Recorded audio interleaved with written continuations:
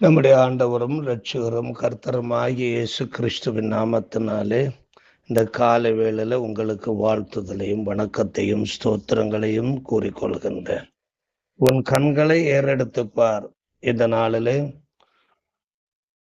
நாம் தியானிக்கக்கூடிய பகுதி ஆண்டவரை நோக்கி நம்முடைய ஆகாரத்திற்காக ஜெபிக்க வேண்டும் என்பதாகும்.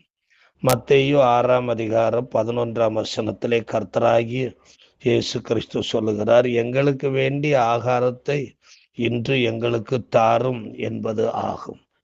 எல்லா ஜீவன்களுக்கும் ஆகாரம் கொடுத்து போஷித்து பராமரிக்கிற தேவனை நோக்கி அன்றாட போஜனத்துக்காக நாம் அன்றாடம் ஜெபிக்க வேண்டும் என்பது ஆண்டவர் நமக்கு கற்றுக் கொடுத்திருக்கிற ஒரு பாடம்.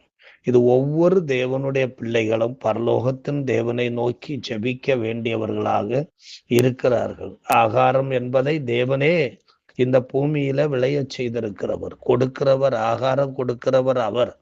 ஆகையினாலே அவரை நோக்கி நாம் நம்முடைய அன்றாட போஜனத்திற்காக, சாப்பாட்டுக்காக, நம்முடைய உணவுக்காக நாம் ஜெபிக்க வேண்டியவர்களாய் இருக்கிறோம். நீதிமொழிகள் 30ஆம் அதிகாரம் 7, 8, 9 நீதிமொழிகளின் ஆசிரியர் ஒரு சிறு ஜெபத்தை அவர் செய்கிறார். 2 மனு உம்மிடத்தில் கேட்கிறேன், நான் மரிக்கும் பரியந்தமும் அவைகளை எனக்கு மறுக்காமல் தாரும். மாயையும் பொய் வசனிப்பையும் எனக்கு தூரப்படுத்தும். தரித்திரத்தையும் ஐஸ்வர்யத்தையும் எனக்கு கொடாதிருப்பீராக. நான் பரிபூரணம் அடைகிறதுனால் மறுதலித்து கர்த்தர் யார் என்று சொல்லாதபடிக்கும், நான் தரித்திரப்படுகிறதுனால் திருடி என் தேவனுடைய நாமத்தை வீணிலே வழங்காதபடிக்கும் என் படியை எனக்கு அளந்து என்னை போஷித்தருளும் என்று சொல்லி அவர் வேண்டுதல் செய்கிறார். இதே போல ஆதியாகமம் 28ஆம் அதிகாரம் 20ஆம் வசனத்துல யாக்கோபு என்கிற தேவ மனிதன் ஆண்டவரை நோக்கி இந்த உணவுக்காக ஜெபிக்கிறதை நாம் பார்க்கிறோம். ஆதியாகமம் 28:20.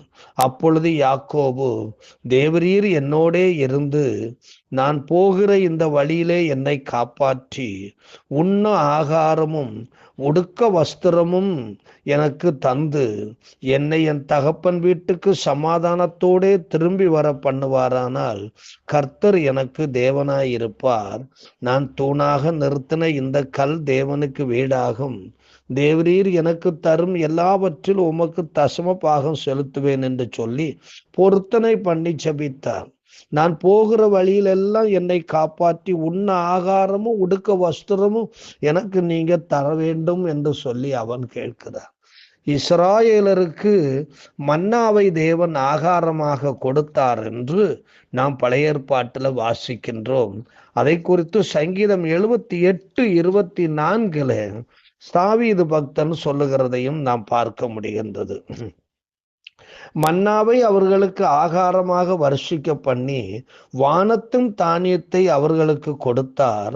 தூதர்களின் அப்பத்தை மனுஷன் சாப்பிட்டான், அவர்களுக்கு ஆகாரத்தை பூரணமாய் அனுப்பினார் என்று எழுதப்பட்டிருக்கிறது. தேவனுக்கு பயப்படுகிறவர்களுக்கு தேவன் ஆகாரம் கொடுக்கிறார் என்று சங்கீதம் 111:5 நாம் வாசிக்கின்றோம். தமக்கு பயந்தவர்களுக்கு கர்த்தர் ஆகாரம் கொடுத்தார் என்று அங்கே எழுதப்பட்டிருக்கிறது.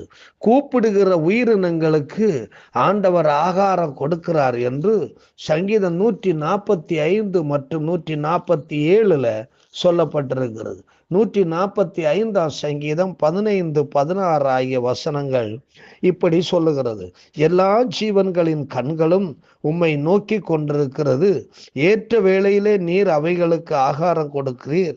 நீர் உமது கையை திறந்து சகல பிராணிகளின் வாஞ்சியின் திருப்தி ஆக்குகிறீர். சங்கீதம் 147:9 வாசிக்கின்றோம். அவர் மிருக ஜீவன்களுக்கும் கூப்பிடுகிற காக்கை குஞ்சுகளுக்கும் ஆகாரம் கொடுக்கிறார் என்று எழுதப்பட்டிருக்கிறது. நமது அன்றாட உணவுக்காக ஆண்டவரிடம் நாம் ஜெபிக்க வேண்டும். அதற்காக கவலைப்படலாகாது, அதற்காக ஜெபிக்க வேண்டும். நாம் அவ்விதம் அவரை நோக்கி கூப்பிடும் போது ஆண்டவர் ஆகாரத்தை விளையச் செய்கிறார்.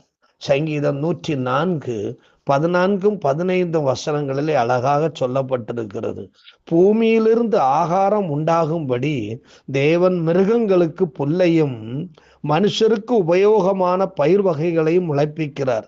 மனுஷனுடைய இருதயத்தை மகிழ்ச்சியாக்கும் திராட்சரசத்தையும் அவனுக்கு முகக்கலையை உண்டு பண்ணும் எண்ணெயையும் மனுஷனுடைய இருதயத்தை ஆதரிக்கும் ஆகாரத்தையும் ஆண்டவர் விளையச் செய்கிறார், விளைவிக்கிறார் என்று அழகாக சொல்லப்பட்டிருக்கிறது.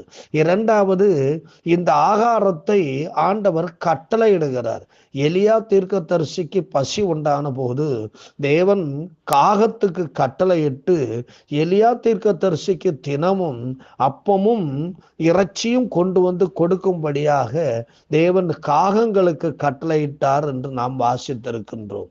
அதே மாதிரி ஆகாரத்தை ஆண்டவர் பெருகச் செய்கிறவராய் இருக்கிறார். மூன்றாவது காரியம், ஆகாரத்தை பெருக செய்கிறார். முதல் காரியம், ஆகாரத்தை விளையச் செய்கிறார். இரண்டாவது, ஆகாரத்தை கட்டளையிடுகிறார். மூன்றாவது, ஆகாரத்தை பெருக செய்கிறார். 5 அப்பத்தையும் 2 மீன்களையும் கொண்டு 5000 பேர் சாப்பிடும்படியாக பெருக செய்திருக்கிற தேவன் அவர் வல்லமை உள்ளவராய் இருக்கிறார். தம்முடைய பிள்ளைகள் ஆண்டவரை நோக்கி பார்த்து கொண்டு இருப்பதனால அவர்களுக்கு சிறிய ஆகாரத்தையும் கொஞ்சோண்டு ஆகாரத்தையும் பெருகச் செய்கிறவராய் இருக்கிறார். சாரிபாத்து ஒரு விதவையினுடைய வாழ்க்கையில கொஞ்சோண்டு அப்பமும் கொஞ்சோண்டு எண்ணெயும் இருந்த சூழ்நிலையில அவர்கள் அந்த வறட்சியின் காலம் முழுவதும் சாப்பிட்டு சந்தோஷமா இருப்பதற்கு பானையிலே மாவு செலவழிந்து போகாமலும் எண்ணெய் கலசத்திலே எண்ணெய் குறைந்து போகாமலும் இருக்கும்படியாய் பெருக செய்தார் என்று பார்க்கிறோம். நான்காவது, ஆண்டவர் தரும் ஆகாரத்தை நாம் சேதப்படுத்தக்கூடாது. மீதி வந்தாலும் அதை பத்திரப்படுத்தி ஒன்றில் இல்லாதவர்களுக்கு கொடுக்க வேண்டும். இல்லை என்று சொன்னால் அதை பத்திரப்படுத்தி அதற்குரிய மறு உபயோகத்திற்காக அவைகளை பயன்படுத்த வேண்டும். ஆகாரத்தில் மீது வருவதை எடுத்து வெளியிலே குப்பையிலே கொட்டக்கூடாது. வீட்டிலே வளர்க்கப்படுகின்ற பிராணிகளுக்கு அவைகளை கொடுக்க முடியும். ஐந்தாவது, ஆகாரம் தரும் ஆண்டவருக்கு அன்றாடம் நன்றி சொல்லி நாம் பழக வேண்டும். ஆகாரத்தை ஆண்டவர் கொடுக்கும்படியாய் நாம் வேண்டுதல் செய்கிறோம் அல்லவா? அப்போ அந்த ஆண்டவர் இந்த ஆகாரத்தை நமக்கு தந்திருக்கிறார் அல்லவா? அவருக்கு ஸ்தோத்திரங்களை செலுத்த வேண்டும். ஆண்டவரே, நீர் இந்த ஆகாரத்தை எங்களுக்கு இன்றைய தினம் தந்ததற்காக உமக்கு ஸ்தோத்திரம் என்று சொல்லி ஆண்டவருக்கு ஸ்தோத்திரம் செலுத்த வேண்டும். ஆறாவதாக, நம்முடைய ஆகாரத்தை எளியவர்களோடு, ஆகாரம் இல்லாத மக்களோடு கூட நாம் பகிர்ந்து கொள்ள வேண்டும் என்று ஏசாயா 58 அதிகாரம் 7 வசனத்திலே அங்கே சொல்லப்பட்டிருக்கிறது. பசி உள்ளவனுக்கு உன் ஆகாரத்தை பகிர்ந்து கொடுக்கிறது அது ஆண்டவருக்கு உகந்த ஒரு உபவாசமா இருக்கிறது என்று அங்கே சொல்லப்பட்டிருக்கிறது. எளியவர்களோடு நம்முடைய ஆகாரத்தை பகிர்ந்து கொண்டு உண்பது அது நமக்கு ஒரு பெரிய ஆசீர்வாதமா இருக்கிறது. ஏழாவதாக, ஆகாரம் குறையாமல் இருக்க ஆண்டவருடைய ஆலயத்துக்கு ஊழியத்துக்கு செலுத்த வேண்டிய தசம பாகங்களை சரியாக நாம் செலுத்த வேண்டும் என்று மல்கியா 3 அதிகாரம் 10 வசனத்திலே தீர்க்கதரிசியானவர் நமக்கு இருக்கின்றார். நம்முடைய வீட்டிலே ஆகாரம் குறைவுபடாமல் இருக்க நாம் நம்முடைய சம்பாத்தியங்களிலே தசம பாகங்களை எல்லாம் ஆண்டவருடைய சமூகத்தில் கொண்டு போய் செலுத்த வேண்டும் என்பது மல்கியா தீர்க்கதரிசியினுடைய உபதேசம். அவர் சொல்லுகிறார் மல்கியா 3:10, என் ஆலயத்தில் ஆகாரம் உண்டாயிருக்கும்படி தசம பாகங்களை எல்லாம் பண்டசாலையிலே கொண்டு வாருங்கள். அப்பொழுது நான் வானத்தின் பலகணிகளை திறந்து இடங்கொள்ளாமற் போகும் மட்டும் உங்கள் மேல் ஆசீர்வாதத்தை வர்ஷிக்க மாட்டோனோ என்று அதனால் என்னை சோதித்து பாருங்கள் என்று சேனைகளின் கர்த்தர் சொல்லுகிறார். ஆகையினாலே நாம் இப்படிப்பட்ட இந்த உண்மைகளை உணர்ந்து கொண்டு அன்றாடம் நம்முடைய உணவுக்காக ஜெபிக்கிறவர்களாகவும் உணவை மற்றவர்களோடு பகிர்ந்து கொள்ளுகிறவர்களாகவும் உணவுக்காக தேவனுக்கு நன்றி செலுத்துகிறவர்களாகவும் உணவு நிமித்தமாய் தேவனுக்கு செலுத்த வேண்டிய காணிக்கைகளை சரியாக செலுத்துகிறவர்களாகவும் இருக்க நம்மை ஒப்பு கொடுப்போம். அன்பு நிறைந்த ஆண்டவரே, இந்த காலை வேளையில உம்மை நன்றியோடு ஸ்தோத்திரிக்கின்றோம். ஆண்டவரே, அன்றாடம் எங்களுக்கு வேண்டிய ஆகாரத்தை அன்றன்று எங்களுக்கு தாரும் என்று இயேசு கிறிஸ்து சீஷர்களை பார்த்து ஜெபிக்க சொல்லிக் கொடுத்தீர். நாங்களும் அதே ஜெபத்தை தான் இப்பொழுதும் செய்கிறோம்.